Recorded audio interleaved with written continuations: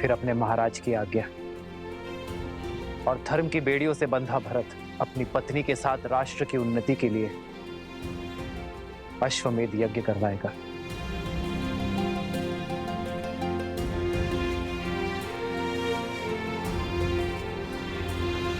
इस भक्त ने जीवन भर अपने प्रभु की सेवा का वचन लिया है।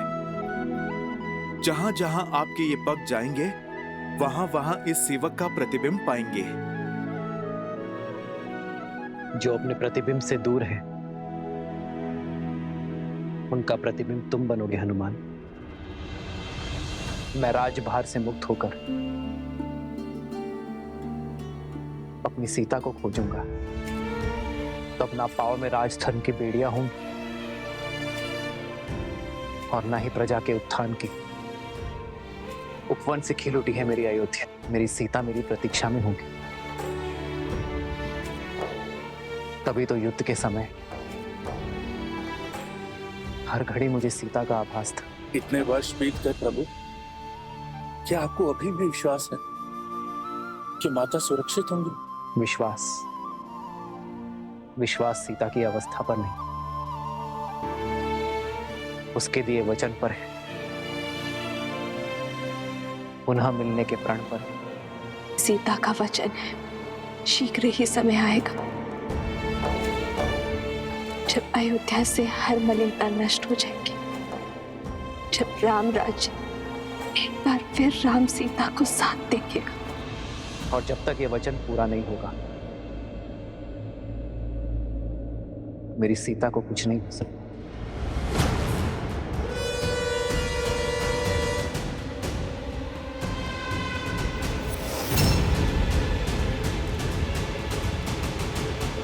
पकड़ो कुश। छोड़ो मुझे, छोड़ो। मारो भैया। छोड़ो, छोड़ो मुझे, छोड़ो। कुश।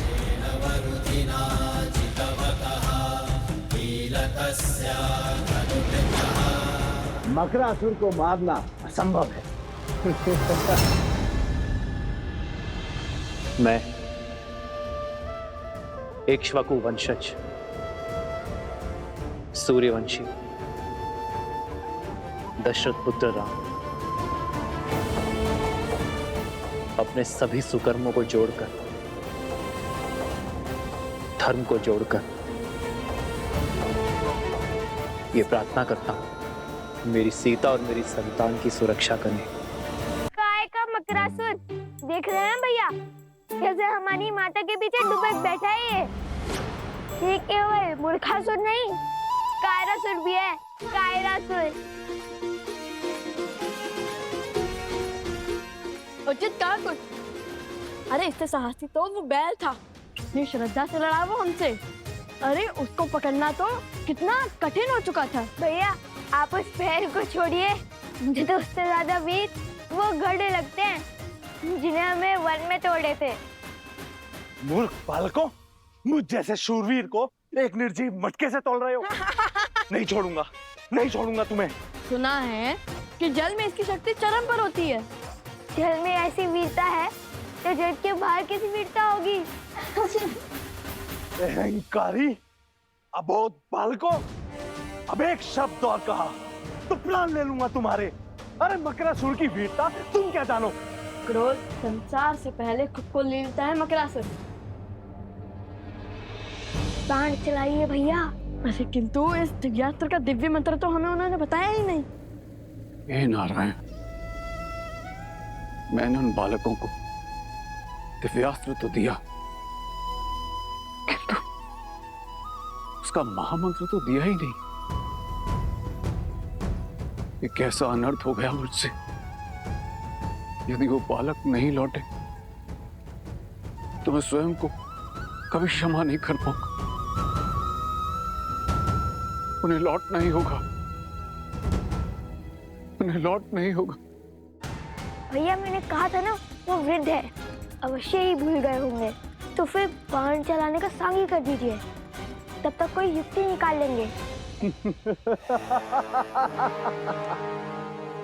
अस्त्र है और मंत्र नहीं, क्या बात है।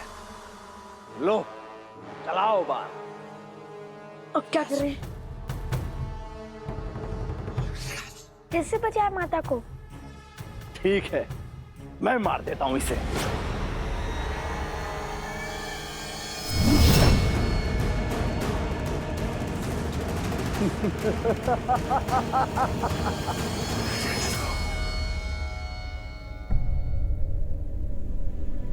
वृक्ष पे बस हरा पत्ता बचा है।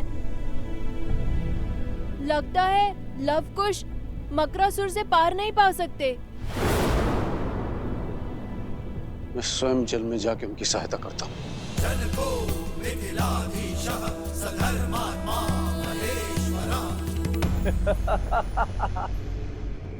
शत्रु का संहार केवल अस्त्र से नहीं, उसके साथ बोले जाने वाले दिव्य मंत्र से होता है। क्या तुम्हारे पिता ने तभी नहीं सिखाया तुम्हें?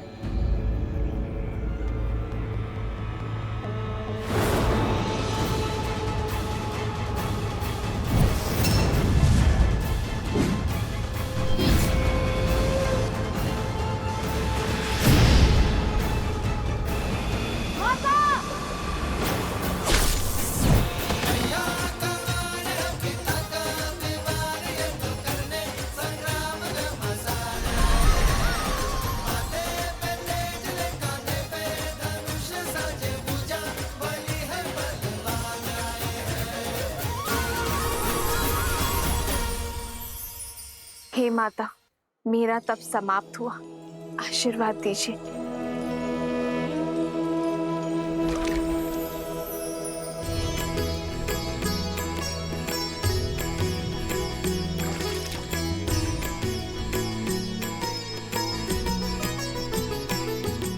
हो लब कुछ बल अतुलित बड़े भाई, धीर लव कुश माता, माता,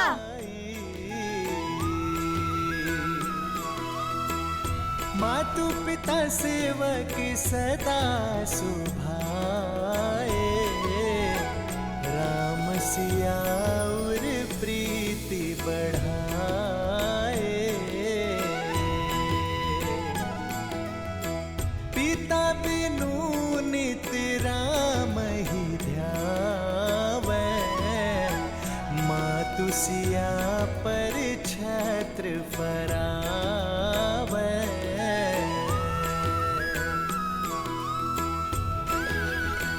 वृक्ष फिर से हरा हो गया, अर्थात लवकुश की विजय हुई।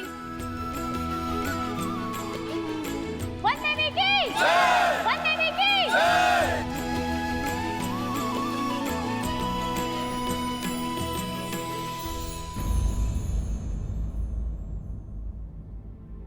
अब तुम दोनों बताओगे कि जब मैं तप में थी तब क्या क्या हुआ? अरे माता, वो भैया, कथा सुनाने में मैं दक्ष हूँ। यह सर मुझे दीजिए भैया। ठीक है, सुनाओ सुनाओ। वैसे भी मैं तो थकान से चूर चूर हो चुका हूँ। तो हुआ ये माता, आपके ध्यान में जाते ही आकाशमात भयंकर संकट आ पड़ा। और वैसे भी आपके पुत्र तो भगवान वाल्मीकि के शिष्य हैं, वो थोड़ी ना संकट से घबराते हैं।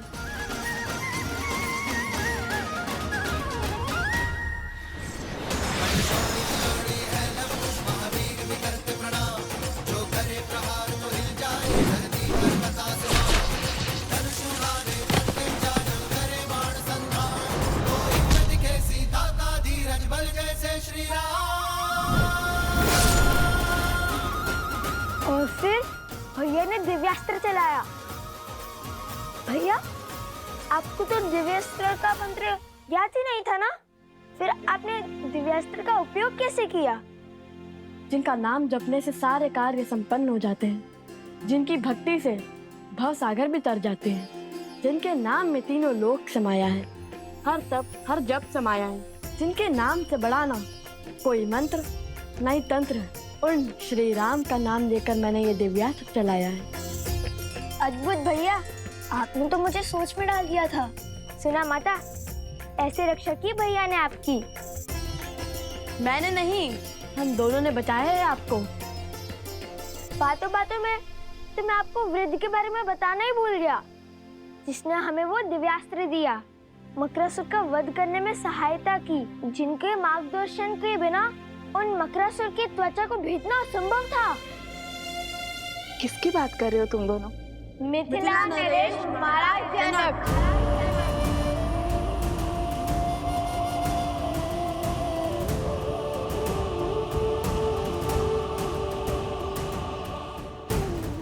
वो तो हमारे साथ भी आना चाहते थे, किंतु मैंने मना कर दिया।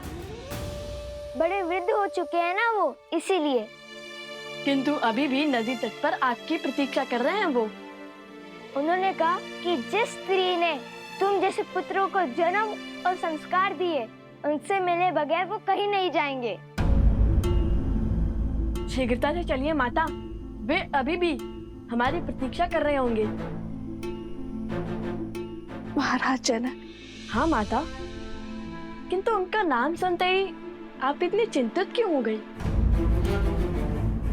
माता, संकट टल चुका है, अब सारी चिंता छोड़िए और हमारे साथ चलिए। सब आपकी प्रतीक्षा कर रहे हैं, और वो वृद्ध सज्जन भी।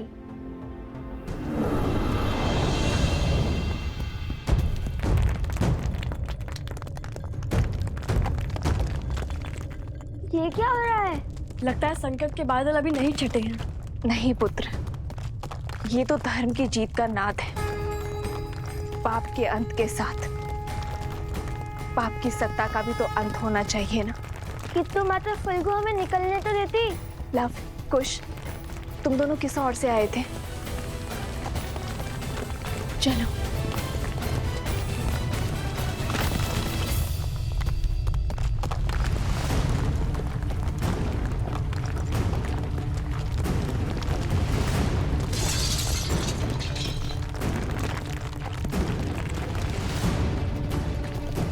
भूमि हिल रही है।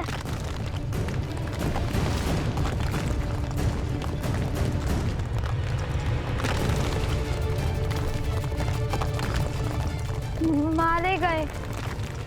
नहीं पुत्र, मारा वो जाता है जो अपना साहस खोता है। हम लोग पूरी आशा के साथ आगे बढ़ेंगे।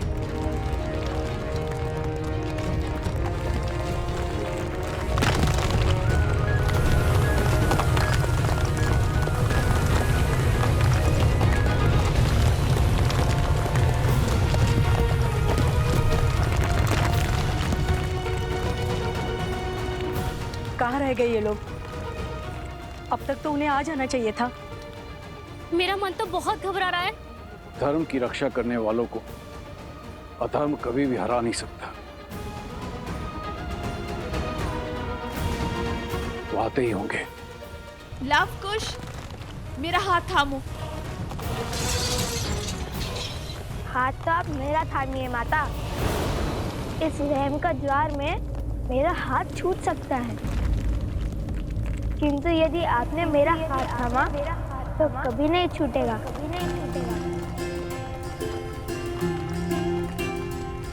माता, आप कुछ का हाथ थामिए और मैं आपका हाथ पकड़ता हूँ।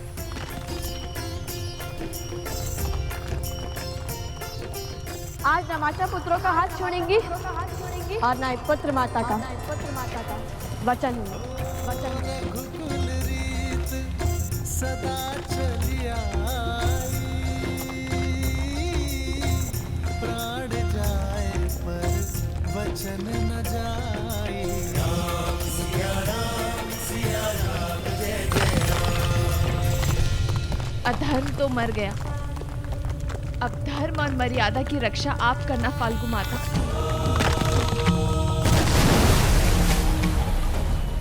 वन देवी, लव, कुश, कहाँ हो सब? लव, कुश, कुश, लव। उस दुष्ट असुर का महल तो ध्वस्त हो रहा है।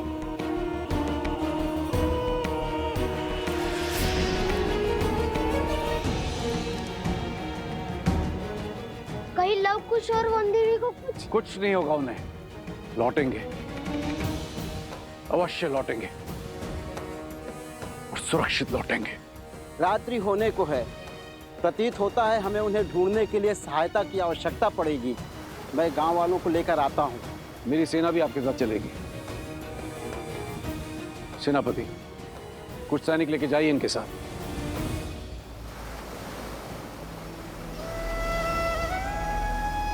हे नारायण, रक्षा कर।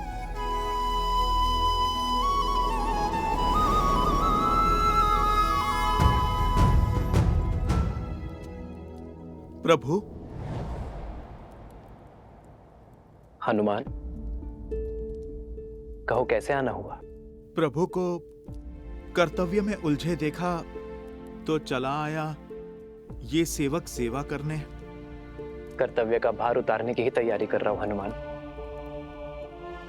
भरत को अयोध्या का राज्य सौंपना है, तो बस अश्वमेध यज्ञ के लिए आमंत्रित अतिथियों की सूची पढ़ रहा था। कर्तव्य और दायित्व केवल बहाने हैं, सत्य तो केवल एक ही है।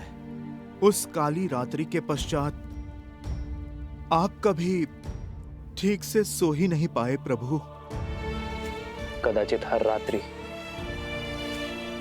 जाग कर बिताने वाले केवल हम ही नहीं हैं हनुमान।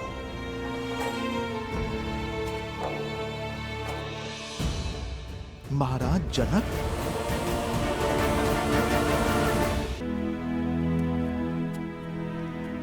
जो क्षमा इतने वर्षों से मैं स्वयं को नहीं दे पाया, आशा करता हूं हनुमान कि मेरी सीता के माता पिता वो क्षमा मुझे दे पाए। प्रभु बड़े ज्ञानी है महाराज जनक। आपका निर्णय और उसके पीछे का कारण महाराज अवश्य समझते होंगे। जाने से पहले माता सीता ने उन्हें समझाने के लिए पत्र भी तो लिखा था। जानता हूं हनुमान, सीता के समझाने पर वे अवश्य समझे होंगे, किंतु संसार में ऐसा कोई जीव नहीं जो अपने जीवन से पौत्र या नवासे का सुख खोकर दुख नहीं मनाएगा।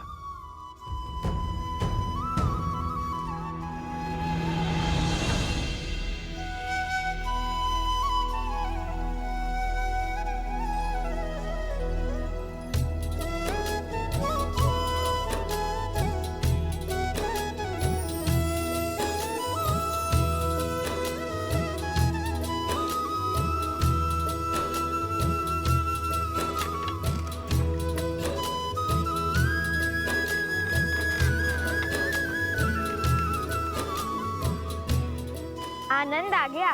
क्या यात्रा थी। लगा मानो देवी फल्गु ने गोद में उठाकर प्रेम भरा झूला झुलाया हो। धर्म के पथ पर कठिनाइयों की धूप के साथ साथ सुकर्मों की शीतल छांव भी आती है पुत्रों। माता शीघ्र चलिए, महाराज जनक आपकी प्रतीक्षा कर रहे हैं। तो क्या हुआ, भक्त को भगवान की प्रतीक्षा करनी ही पड़ती है। वन देवी है, इतनी सरलता से थोड़ी ही ना जाएंगी कि माता। चले माता। नहीं,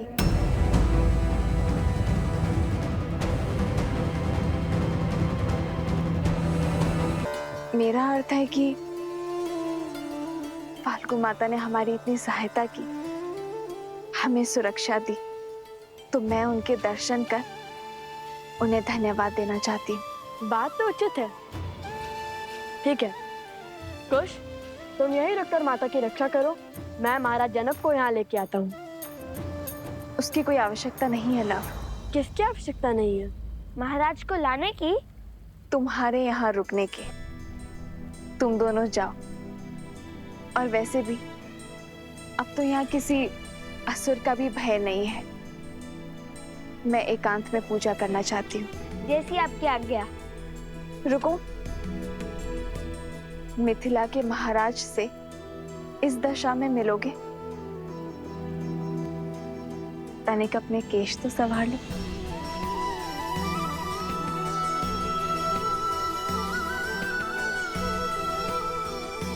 देखो अब कितने सुंदर दिख रहे हो। और हाँ, याद रहे महाराज जनक मेरे पिता के समान है, तो उनके आदर में कोई कमी नहीं रहनी चाहिए। समझे तुम दोनों? समझे लो भैया, पूरे सम्मान से बात करना। ये लव के लिए नहीं, ये उपदेश तुम्हारे लिए था नटकर। समझ गया।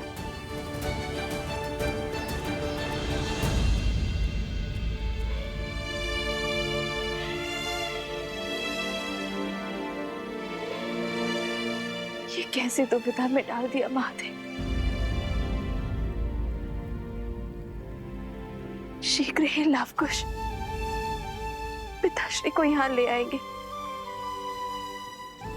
और यदि उन्होंने मुझे यहाँ ऐसे देख लिया तो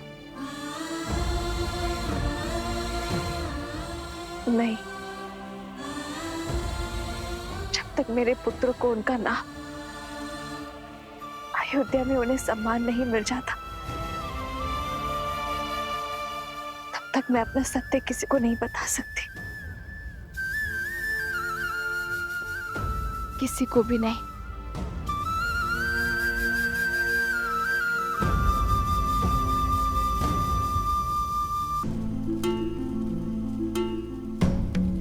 वन देवी और उनके पुत्रों ने हमें उस दुष्ट मकरासुर के आतंक से मुक्त किया है।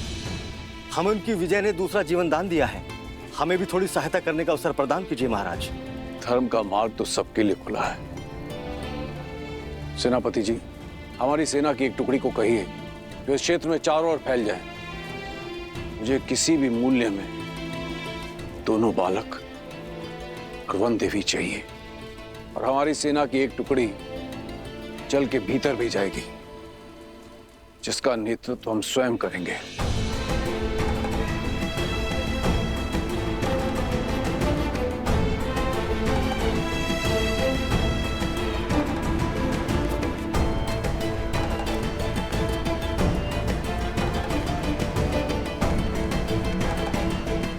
ऋषि, मेरा अंतर्मन कहता है कि वो जहां भी होंगे सकुशल होंगे। महाराज,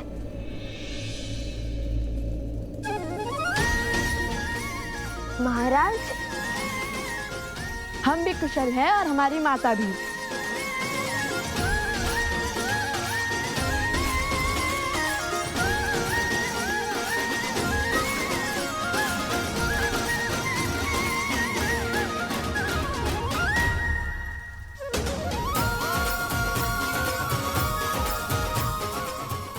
अरे झील में तो पहले ही भीगे हैं, अब क्या अपने आंसू से भी भिगोएंगे हमें? जानता था असंभव को संभव करके ही लौटोगे, विजयी होकर लौटोगे। जब उस राक्षस का महल ध्वंस हुआ तब भी तुम्हारे बल पर हमें संदेह नहीं हुआ, किंतु वन देवी कहाँ है? सुरक्षित है। देवी फल्गु की प्रार्थना कर रही है, धन्यवाद जो करना है उन्हें। किंतु मैंने तो भूल से तुम्हें महादिव्य मंत्र दिया ही नहीं। हुआ, हमारे पास तो सदैव ही श्री राम की भक्ति की शक्ति रहती है। मैंने श्री राम का नाम लिया और वो बाण साधा, और उसने मकरासुर का वध। श्री राम के नाम में अत्यंत शक्ति है।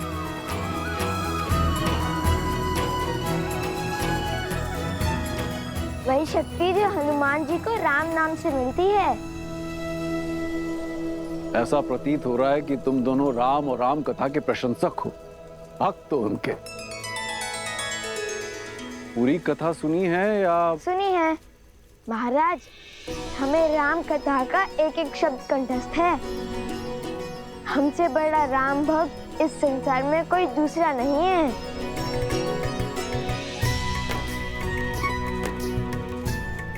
लगता है आपने हमारी पूंछ पर ध्यान नहीं दिया।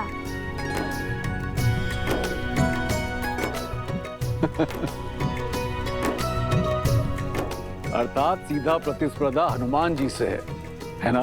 प्रतिस्पर्धा होती तो कब के जीते होते, क्योंकि लव कुश हनुमान जी से भी बड़े राम भक्त हैं। जब भी संकट में होते हैं तो श्री राम का नाम लेते हैं, श्री राम का अनुसरण करते हैं, और जब भी दुख के बादल छाते हैं तो देवी सीता का नाम लेते हैं।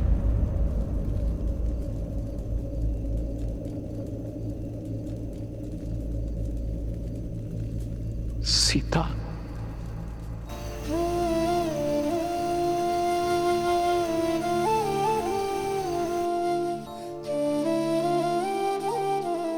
पिताश्री, समझ गया, पुत्री की स्मृति में दुखी हो गए। माता कहती है कि पुत्री पिता का घर छोड़ पति का संसार बसाती है, इसलिए पिता की प्रिय होती है। किंतु आपकी पुत्री तो पूरी अयोध्या की प्रिय बन गई, श्री राम की अर्धांगिनी बन गई। भला आपको कैसा दुख, कैसी चिंता? आप चिंतित ना हो महाराज, हम शीघ्र ही अयोध्या जाकर श्री राम और देवी सीता को आपकी कुशलता का क्षण पहुंचाएंगे। अयोध्या? हाँ, अयोध्या, आपकी पुत्री का राज्य, उनका घर, जहाँ वो श्री राम के साथ सुख से रहती हैं।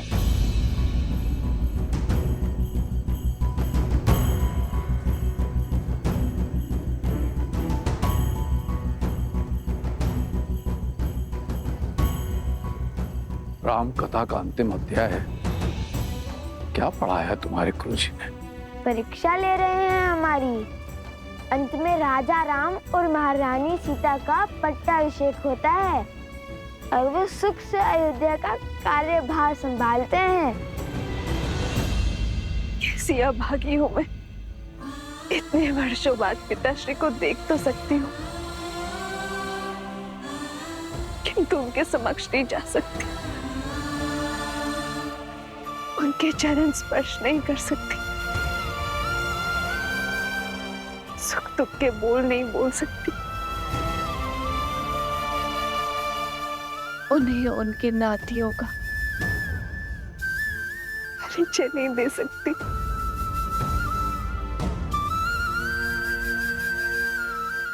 हे प्रभु, कैसा धर्म संकट है ये।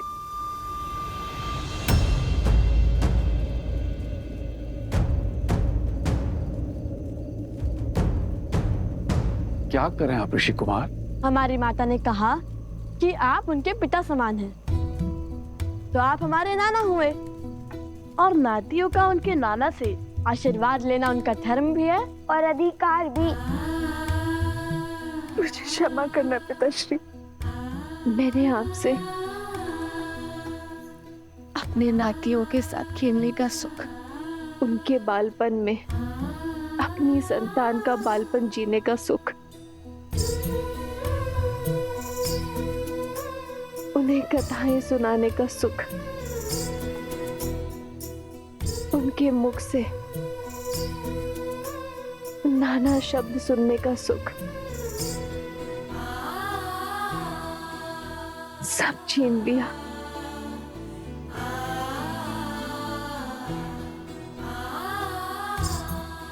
कितने अभागे हैं मेरे लव कुश, जो मिथिला के ज्ञान से वंचित है। ननिहाल में उन्हें मिलने वाले प्रेम से दूर रह गई मेरे लव कुश। अब तो साक्षात देवी सीता के पिता और श्री राम के ससुर हैं। हमें शीघ्र ही उनसे भेंट करने का आशीर्वाद दे दीजिए ना। आशीर्वाद के लोभ से प्रणाम? हाँ हाँ, जानता हूँ, लोग से प्रणाम करना बुरी बात होती है। किसी के आगे नतमस्तक केवल सम्मान के लिए हुआ जाता है, किंतु मुझे लोभ आशीर्वाद का नहीं, श्री राम और माता सीता से मिलने का है।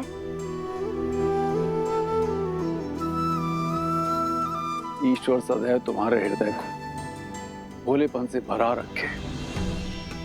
द्वेष और स्वार्थ का मैल तुम्हारे मन को छू भी न सके, और तुम्हारा नाम इस संसार के सबसे वीर योद्धाओं में सम्मिलित हो। बिल्कुल तुम्हारे प्रभु, तुम्हारे आदर्श श्री राम की तरह, और तुम्हें शीघ्र ही उनसे मिलने का सौभाग्य प्राप्त हो। धन्यवाद महाराज। धन्यवाद महाराज। वनवास हो या रावण का पाश, आज तक ईश्वर ने मुझे जो भी दिया मैंने उसे नियति समझकर स्वीकारा। कभी कोई उल्हाना या कभी कुछ नहीं मांगा मैंने, किंतु फाल्गु देवी, आज मैं आपसे मांगती हूँ, यदि मैंने आपकी तपस्या सिद्ध की है तो बिना अपने पिता के समक्ष आए उनके चरण छू पाने का सुख दे दीजिए मुझे। दे दीजिए माता।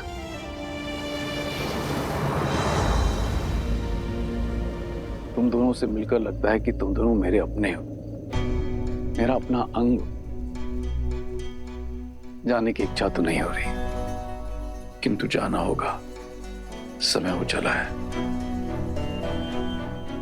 क्या तुम मेरे जाने से पूर्व मुझे अपनी माता से मिलवा सकते हो? मैं उनके दर्शन करना चाहता हूँ। अवश्य, क्यों नहीं। मुझे भी वन देवी के दर्शन करने हैं पुत्र। हाँ हाँ, हमें भी वन देवी के दर्शन करने हैं। आइए, माता इस ओर है। लव, कुश, तुम दोनों जाके वन देवी को ले आओ, तब तक हम कूच की तैयारी करते हैं। कुश, तुम इनके साथ जाओ, मैं माता को लेकर आता हूँ। ठीक है भैया। आइए। अद्भुत युद्ध किया है तुमने कुश। अवश्य तुम्हारे धनुष में कुछ विशेष है। लो, खुद ही देख लो।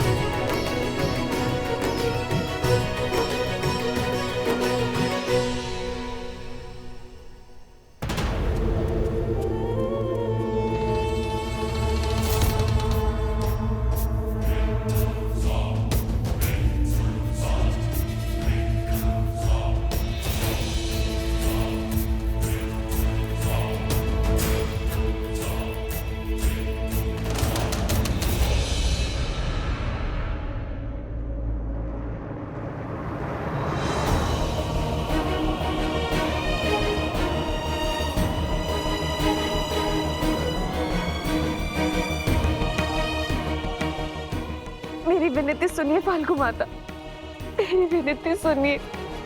सोमकरण, सोमकरण।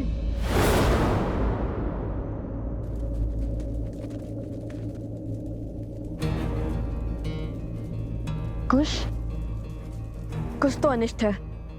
या अवश्य ही कुछ की कोई शरारत होगी। आप सब यहीं रुकिए, मैं आता हूँ। सैनिकों, लव के साथ जाओ।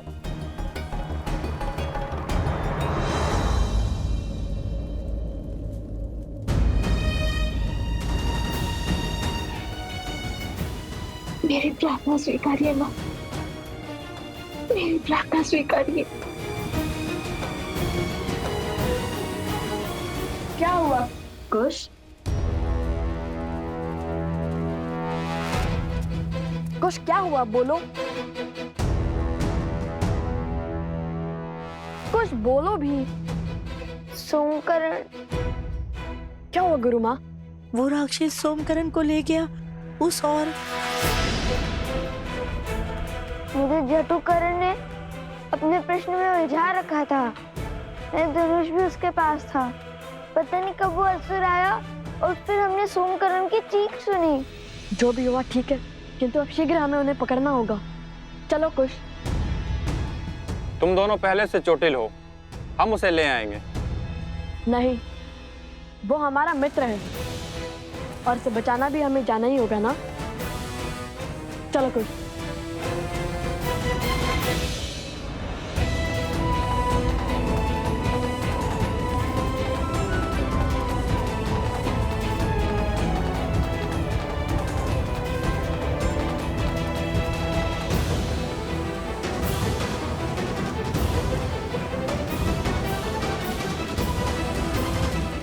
सीता,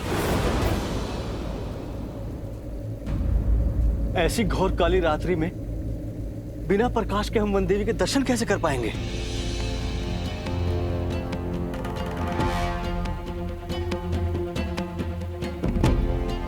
जाओ, वो दीप ले आओ।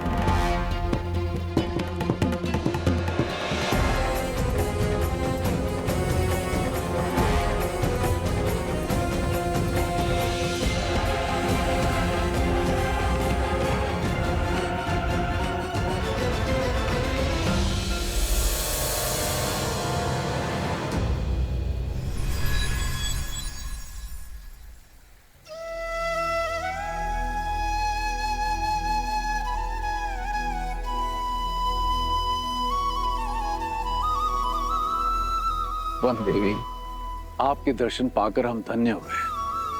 आपके पुत्रों को देखकर दो राजकुमारों का स्मरण हो आया, राम और लक्ष्मण। वर्षों पहले मिथिला पधारे थे। उनकी माता में भी एक परिचित मुख को देखने की आशा थी, किंतु आप तो उनसे भी अधिक अलौकिक हैं।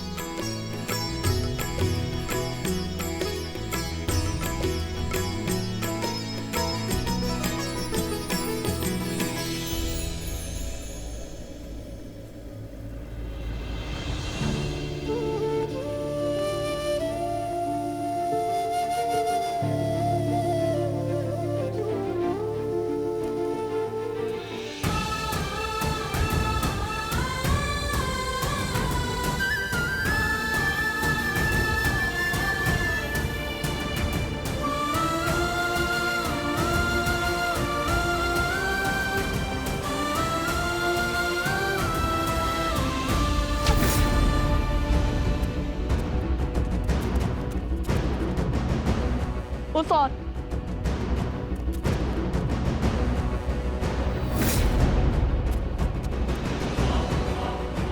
सोमकरण, वो रहा, शीघ्रता करो। रुको।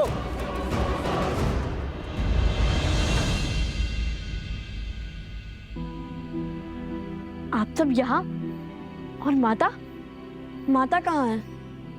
मैंने वन देवी के दर्शन पाने का सौभाग्य पा लिया है। वो अभी भी मौन धारण किए देवी फाल्गु की आराधना में लीन है। मेरी इच्छा पूर्ण करने के लिए, मुझे ये सुख देने के लिए धन्यवाद माता।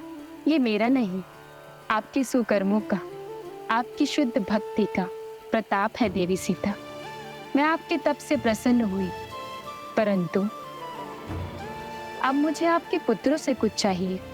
मेरे पुत्रों से? क्या माता? ऋषिवर, आपने हमें क्यों रोका? सोमकर्ण के प्राण संकट में हैं। समय नहीं है हमारे पास। कुछ नहीं होगा तुम्हारे मित्र को, क्योंकि उस असुर को सोमकर्ण के नहीं, तुम्हारे प्राण चाहिए। अपने राजा मकरासुर की मृत्यु का प्रतिशोध चाहिए। क्या अपने प्राण बचाने के लिए अपने मित्र के प्राण दांव पर लगाएंगे हम? कदापि नहीं। उचित कहा भैया। वैसे भी जिस राजा को मार गिराया, उसके सेवक को तो यूं धराशायी कर देंगे हम। इसमें कोई संदेह नहीं है कि वो असुर तुम्हारे वीरता के समक्ष टिक पाए। इतने घमासान युद्ध के बाद भी तुम्हारा साहस देख अत्यंत प्रसन्नता हो रही है। ये मेरा सौभाग्य होता यदि मुझे तुम्हारे साथ युद्ध करने का अवसर मिलता, किंतु हमारे तो आपसे कोई पैर ही नहीं है। फिर आप क्यों हमारे साथ युद्ध करना चाहते हैं? कुश, वे हमारे साथ असुरों से युद्ध करना चाहते हैं, हमारे विरुद्ध नहीं। ओह, परंतु आपकी आयु? जानता हूं वृद्ध हो चुका हूं, इसीलिए तुम्हें संकोच, किंतु मैंने इस आयु तक जो अर्जित किया है उसकी सहायता अवश्य लेना।